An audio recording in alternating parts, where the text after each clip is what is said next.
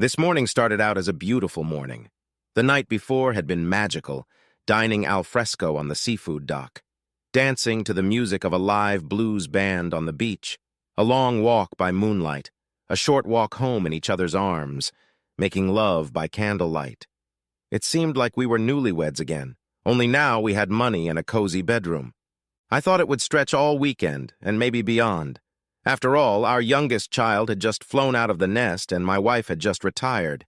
It was the beginning of our golden years, a big payoff for all those crazy years of running a kid's cab and working to pay the bills.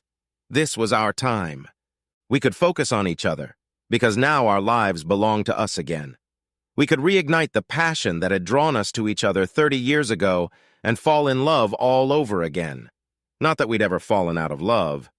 I loved her every day, but for the past 28 years I had been forced to share her attention and care with our children. Now she was mine alone. I thought last night would be a wonderful start to these golden years, and I even fell asleep dreaming of making love constantly for the rest of our lives. Apparently my wife Kendra had similar thoughts about reviving desires.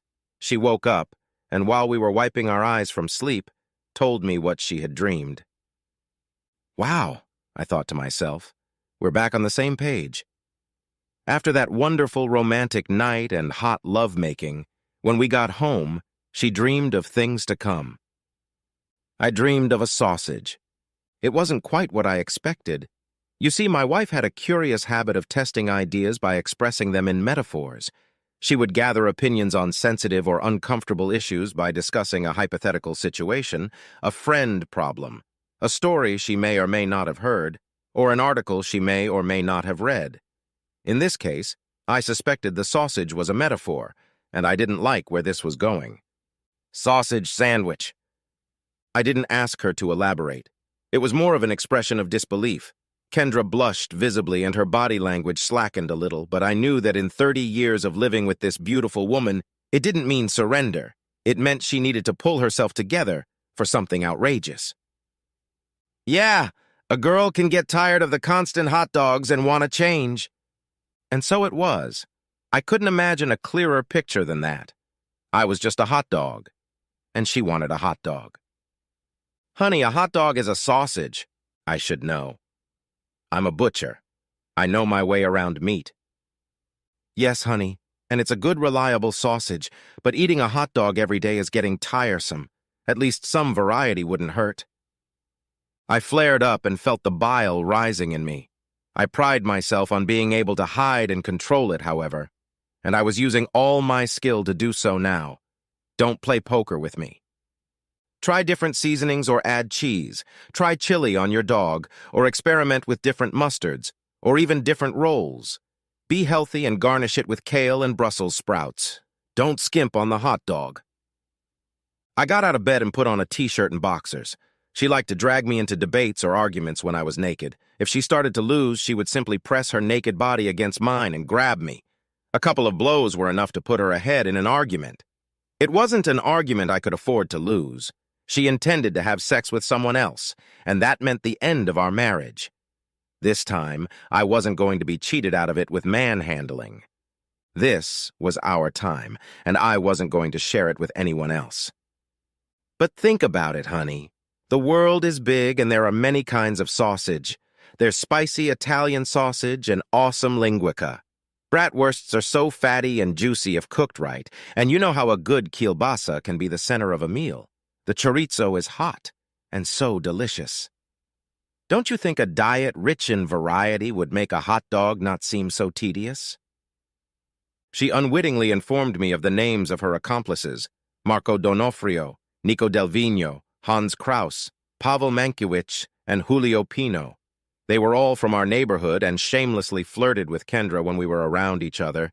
Until today, I had thought it was all good-natured fun and had flirted with their wives on as many occasions with the same shameless vigor. And now, Kendra wanted to expand her horizons. It was a no-brainer. I wouldn't tolerate her cheating, and I certainly wasn't going to condone extramarital sex. Well, maybe with Marco. That would expose me to his wife, Maria. Those big, firm breasts, long, luscious legs, and lips made for kissing. Shit. No, not even then. I loved Kendra. I didn't want anyone else. I wanted her more. I was hurt and humbled that she had reason to think like that. I can't think. This is sudden and incomprehensible. I'm going to go make breakfast and you stay here. I'll bring food and coffee and we can talk things over. I went down to the kitchen and decided to let the food do the talking for me. In the refrigerator, I found wieners and linguica. In the freezer were Italian bundles and chorizo and leftover kielbasa. I thawed the frozen meat in the microwave and began slicing and chopping. Then I tackled the potatoes, onions, and peppers, and soon I had a couple omelets and a simmering skillet. I carried it all upstairs along with the coffee pot and set the tray on the dresser, away from the bed. I set the skillet and cup of coffee in front of Kendra and sat down away from her with the omelet. Here you go, all the sausage you asked for and a few extra goodies. Will this satisfy your appetite? I was intentionally sticking to her metaphor, saying that the sausages would satisfy her appetite, but referring to both the sexual symbolism and the reality of breakfast. I could see she was about to snap and tell me about her scheme. Before you say anything, I want you to take a good look at your breakfast. I didn't bring you a sausage sandwich because there's no way I want the sausage you mentioned to be anywhere near one of my buns, however. You have a virtual orgy in front of you. Another metaphor. I'm sure the mention of an orgy with sausage and my buns served as a wake-up call for me, and we were definitely on the same page as to what I thought she really meant. Let's take a close look. See the juicy red sausage? That's a linguica. Let's call him Nico. Yes, let's call him Nico. Let's call him what he is. Long, skinny, deep color makes you want to swallow it whole. But Nico is no fun here.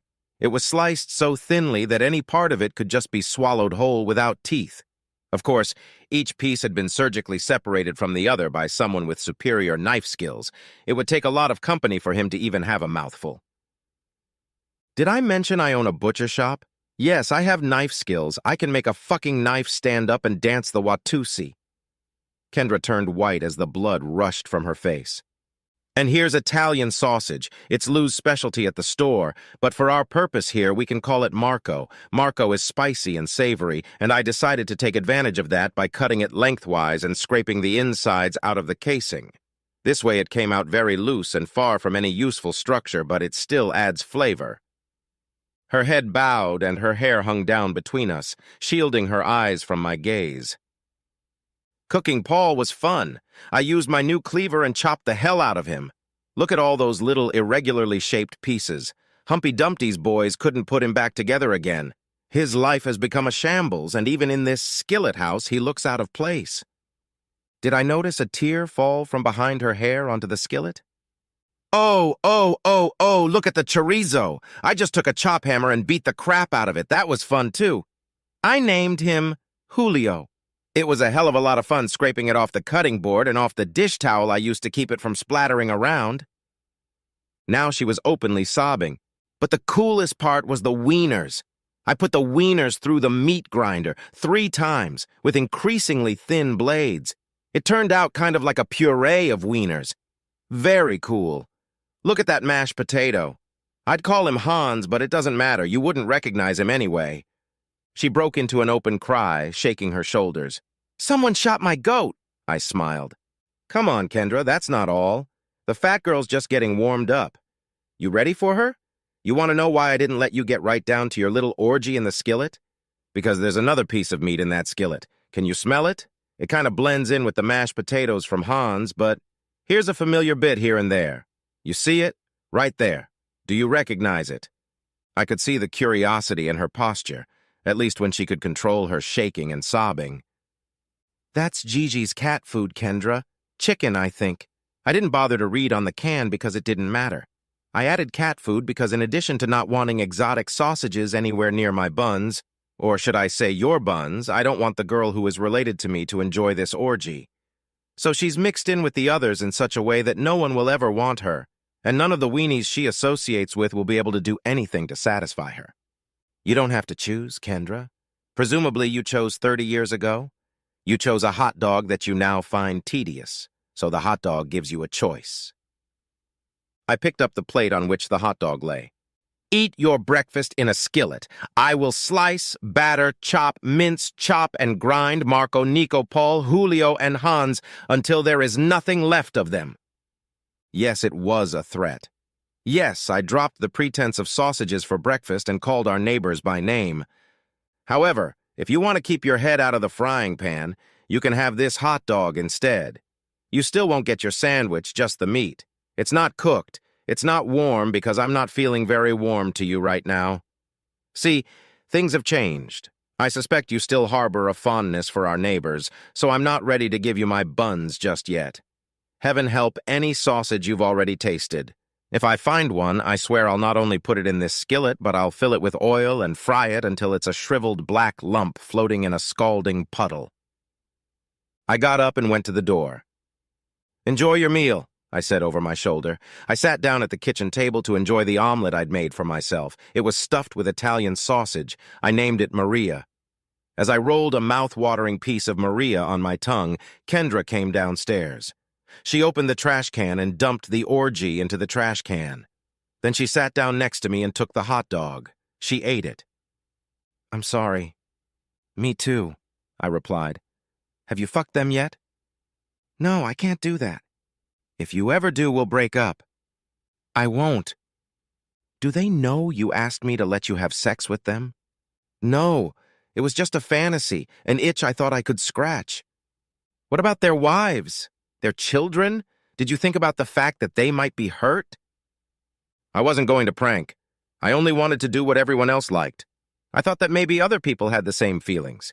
You might even want to try something with someone else, and if we both play, we might have different adventures." When I didn't answer, she asked if we were going to be okay. "I'm not really sure.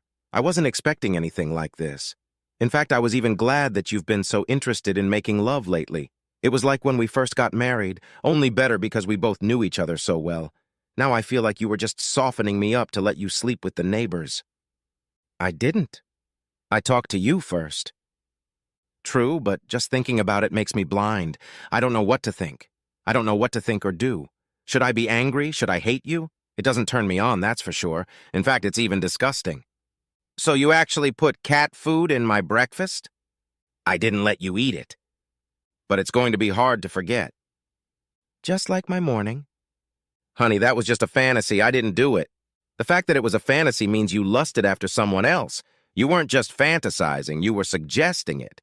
You wanted someone else more than you wanted tedious me. That makes me something less, you know." "Not in my mind." "But in my mind. And I'm the one who feels hurt, so I'm the only one who matters here." She had no easy way out of this situation. Her words gave away her feelings, and she could hardly expect me to believe words meant to explain everything. That's exactly what is meant when they close the barn door after the horse is gone. She made a few hints about going to bed early, but I quickly quashed them. She was using sex to soften me up for this blow. How could I believe she was suddenly using it without an ulterior motive or trying to get something else out of me? Reconciliation. Sex sucks when it follows sex, especially after years of not having enough sex because of parenting. "Honey, I love you." "I love you too.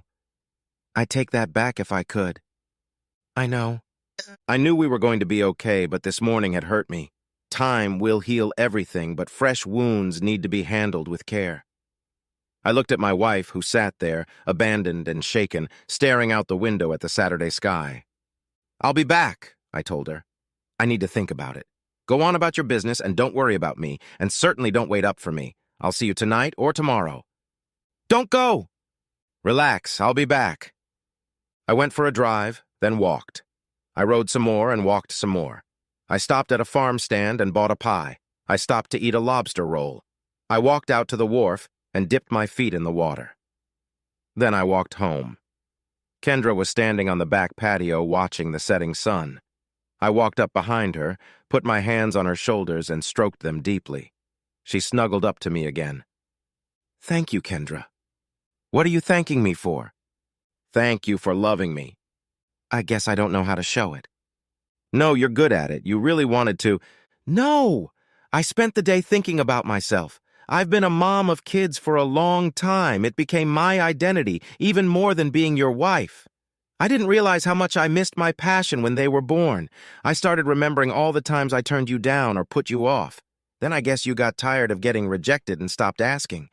I know that for a long time we made do with one time a month, but I knew it bothered you. I didn't know how to get your attention back when the kids left. My body got older and more drained, so I didn't wear underwear, and I know you used to like that. I felt weird trying to seduce you. We were so mismatched that I was afraid you would reject me. Then there was that day I came to the store. All the ladies were shamelessly flirting with you, and you were flirting back. More importantly, you were smiling. I couldn't remember the last time you smiled at me like that. You smiled at the kids, but now that they're gone, I'm afraid you're really unhappy. I wanted to go back to falling in love. When we met, we both dated a lot. We had to win each other's attention and then date to keep it. We had to win each other back from everyone else. So I tried just flirting, but you didn't respond the way I thought you would. No one was responding. It seems all the neighbors started flirting the same way I did, and soon I started liking you even less because you were always charming one of the neighbors. That's when I started thinking about dating them for real. By giving myself to someone else, I could make you or me want to. If I made you jealous. It wasn't as silly as it sounded. Kendra always had interesting theories about love and war. That's the stupidest logic ever, I told her. And I love you for it. You do? I love you. Why? You asked me first. Thank you for loving me enough to ask me before we burned out. Are you okay with that? Mind what? You're really turning me on right now, so if I leave now, it'll be like going down in flames. I've got a couple decades of catching up to do. Can I? Sure. Be my guest. Yes, my sausage and her buns will be fine.